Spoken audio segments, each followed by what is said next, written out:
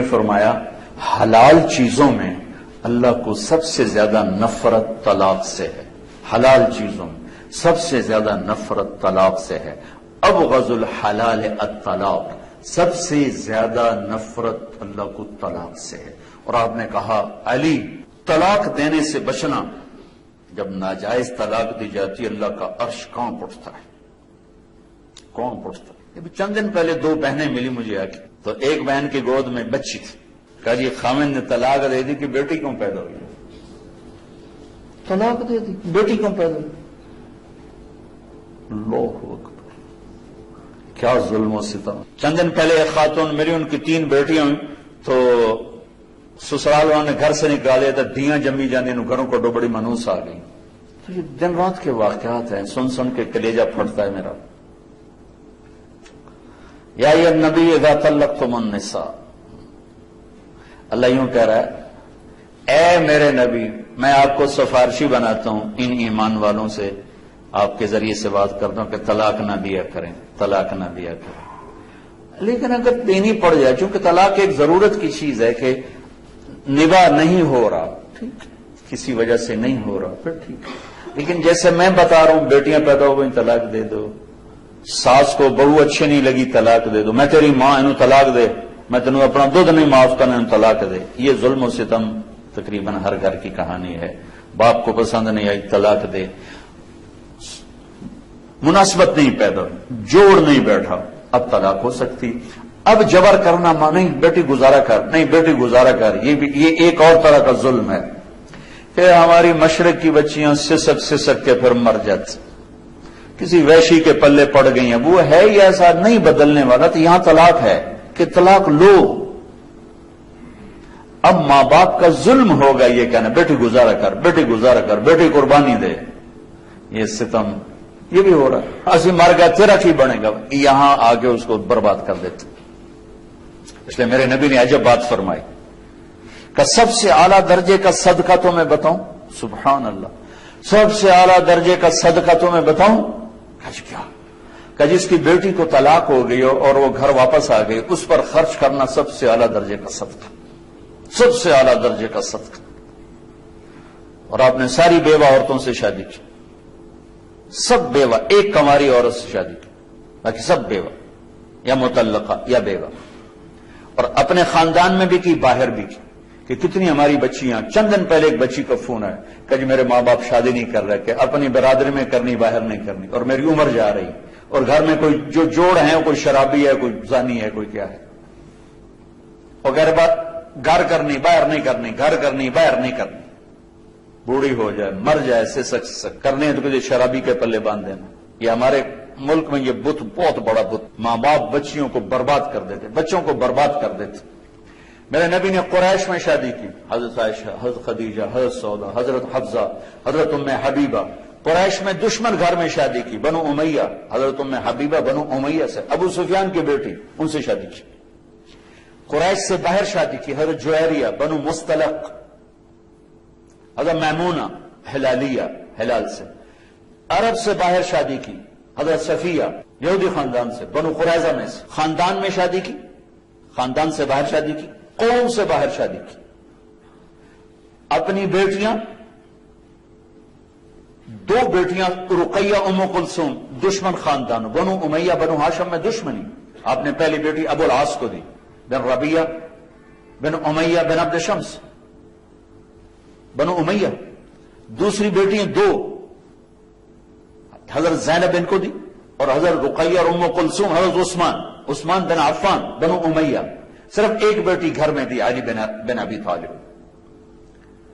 بنو ہاشم گھر میں ایک بچی، 3 بچیاں باہر، یعنی خاندان ہے لیکن دشمنی ہے، دشمنی ہے۔ یہ سب کچھ آپ نے خود کر کے اس لیے دکھایا کہ آگے یہ سب کچھ ہونے والا تھا۔ یا ایھا النبی اذا طلقتم النساء، یہ یا ایھا النبی یہاں لائے ہیں اپنے نبی کو سفارشی بنا کر کہ امت محمد طلاق دینے سے بچنا، میں یہ اپنے نبی کو سفارشی بنا رہا ہوں۔ دینی پڑ جائے تو پھر ضرورت ہے، پھر یہ جاہلیت جو عجم کی جاہلیت ہے اور ہندوستان کی جاہلیت ہے، طلاق طلاق، تیرے ماتھے پہ داغ لگ جائے۔ میرے نبی کی بچیوں کو طلاق ہوئی، حضرت رقیہ کو طلاق ہوئی، حضرت ام کلثوم کو طلاق ہوئی، ابو لہب کے بیٹوں سے نکاح ہو چکا تھا، رخصتی باقی تھی، تو آپ تبت یدا ابی لہب و تب نازل ہوئی۔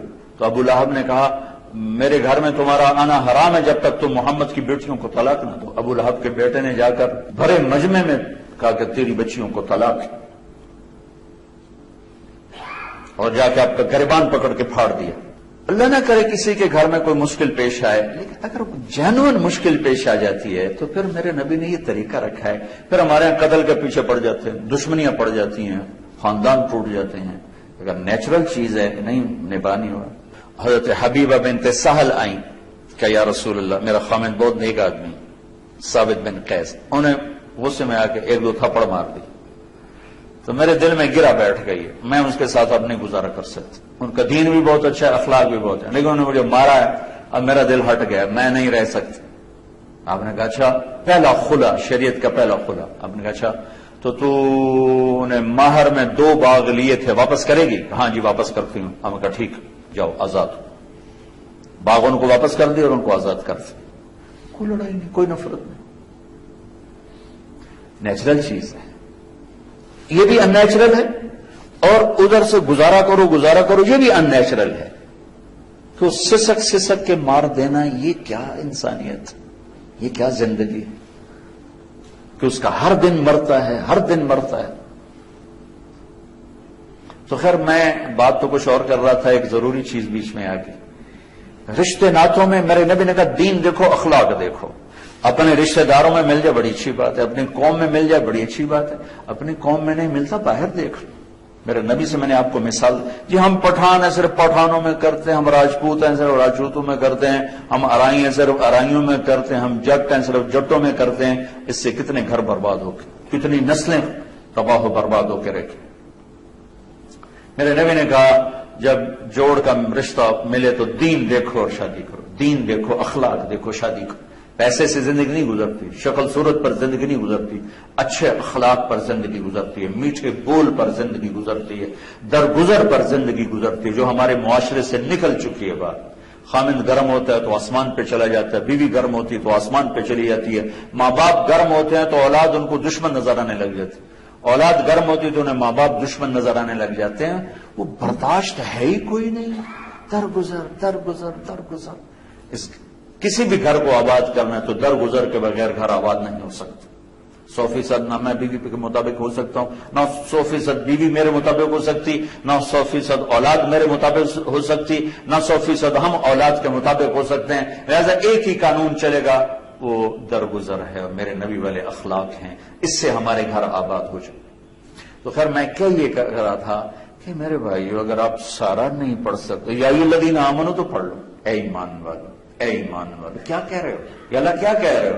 اے ایمان والو، تو کچھ ہم ہی کہہ رہا ہے، اے ایمان والو، اے ایمان والو۔ اور سورہ حجرات اخلاق کو بتاتی ہے، وہ ضرور پڑھیں کہ ایک معاشرہ کیسے بنتا ہے۔ سورہ نور واحد سورت ہے جس کی ابتدا ہے سورۃ انزلناہا وفرضناہا۔ یہ عجب لفظ ہے جو پورے قرآن میں کہیں نہیں آیا۔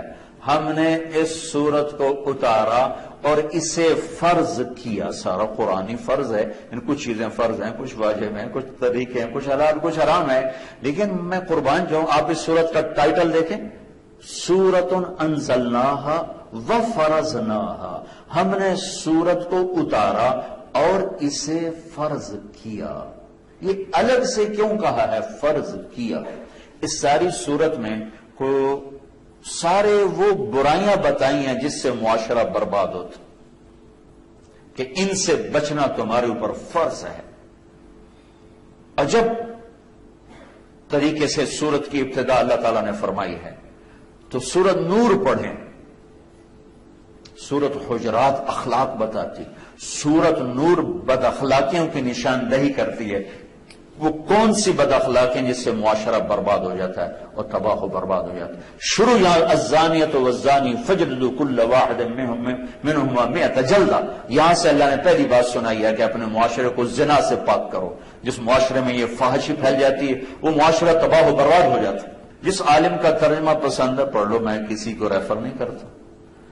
جس پر آپ کو اعتماد ہے، جس تفسیر پر آپ کو اعتماد ہے اس کو پڑھیں.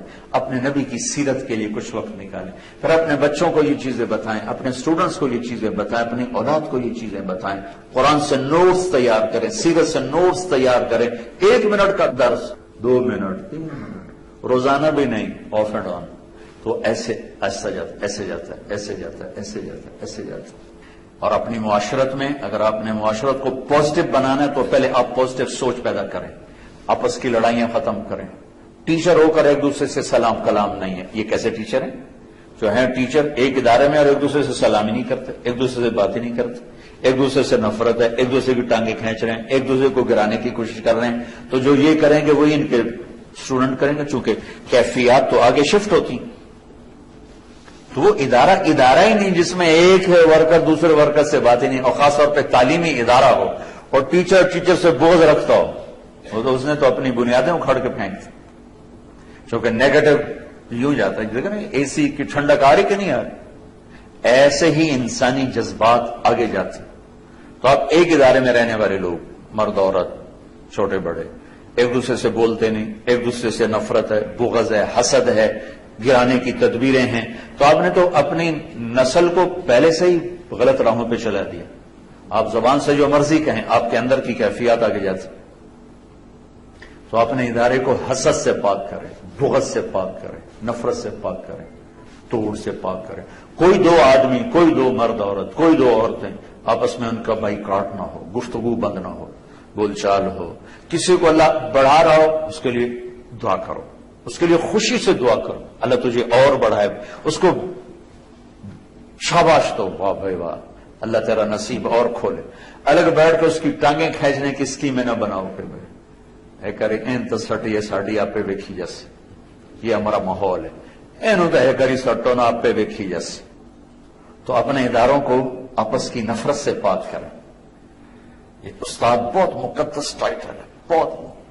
سارے نبی استاد تھے، بادشاہ نہیں تھے، وزیر نہیں تھے، سیاستدان نہیں تھے، ڈاکٹر نہیں تھے، انجینئر نہیں تھے، ٹیچر تھے. ٹیچر، معلم. تو آپ سب پر، مرد عورت، آپ پر یہ لفظ فٹ آ رہا ہے. اس معلم کی شان یہ ہے کہ اس کو آپ حرص و حوث سے پاک کرو، آپ اسے حسد بغض سے پاک کرو، آپس کی محبت آپس میں قائم کرو تاکہ وہ آگے شفٹ ہو. کسی کو اللہ اوپر لے جا رہا ہے اس کے لیے اور دعا کرو، اپنے لیے اور کوشش کرو. اب کی آپس کی فضا میں کوئی 2 آپس میں لڑ پڑے، تیسرا ان میں صلح کرائے. فریق نہ بنو، صلح کرانے کے چکر میں پڑو. اس کو اس کے قریب کرو، اس کو اس کے قریب کرو، تاکہ آپ کا ادارہ ایک ادارہ ہو. وہ ادارہ نہیں ہے جس میں کام کرنے والے کے دل پھٹے ہوئے ہیں، سلام دعا بھی ختم ہے، نفرت بھری ہوئی ہے، بغض بھرا ہوا ہے. تو بھائی یہ چند گزارشات ہیں، کوئی لمبا چوڑا فلسفہ نہیں ہے. اگر ان کی ہم رعایت کر لیں گے تو انشاءاللہ العزیز ہماری ساری زندگی اللہ کے فضل و کرم